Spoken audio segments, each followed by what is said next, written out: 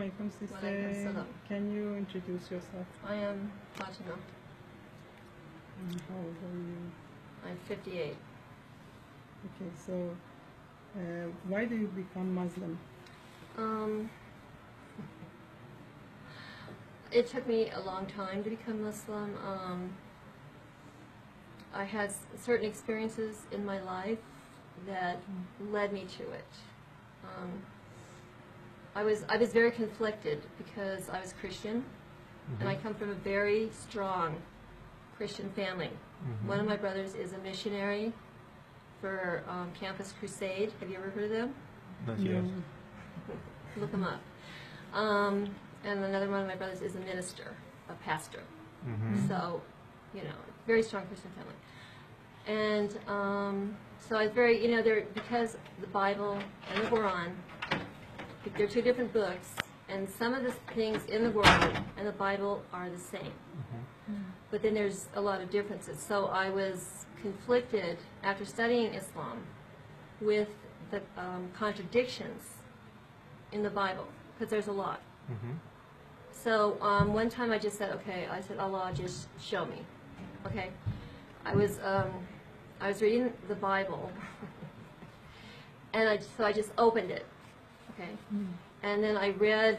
It was called. Are you familiar with the Bible, you guys? Not too much. There's a book called Song of Solomon, and it's very explicit. You know that? You know what I'm talking about? No. Sexually. It is. I'm sorry. So I read this one verse, and it was so outrageous. I can't even tell you. I would be too embarrassed to say it. It was so outrageous that I just started laughing because it was just, So then I decided to study, and in my head, I said, God, please show me what's the right way. So then I went to Iran, and I met a man called Abu Ayman, and he helps people. And so he said to me, because my husband was discussing with him, and he said, didn't you ask God to help you? Okay, and in your head, and how would he know that? It was a sign for you. Yeah, it was a sign. So then we went to Hazrat Masmeh's, and then that's when I came to the decision, because I had a very strong experience there. How old were you when you became Muslim? It was right when Amr Reza was born, and he's 14, so 14 years ago. Oh, okay. I was wearing hijab. I was, I raised my children as Muslim. I sent them to a Muslim school, but in my heart, I didn't really accept it because I was so conflicted because of my family being Christian, very strong Christian, that it seemed like it was wrong to me, like it'd be a sin for me to accept Islam at that time. But after everything happened in Qom with Hazrat Masmeh, then I knew that I was okay. Oh, okay. So that's. So you had some experiences in Haram Hazrat Masum. Oh yeah. Okay. Yes, I did. Do you want to explain more? I really can't explain that. It's kind of personal, and it's just very private. But Okay.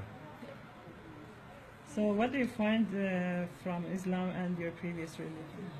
well, I think there's more accountability with Islam, because in Christianity, I believe Jesus died for my sins, so I can do whatever I want. I can drink.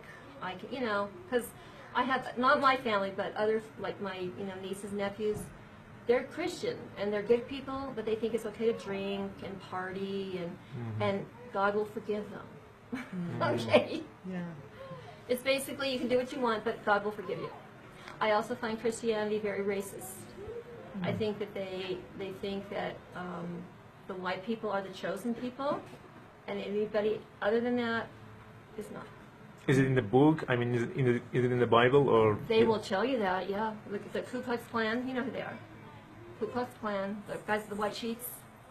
They, kill black people. Yeah. They will tell you in the Bible that there is a chapter in there about how white people are black, and it was from they say it was from a sin that Prophet Noah had committed, and you can ask Messi about that. and then that's why they were black people. So yeah, they justify that. Not all Christians.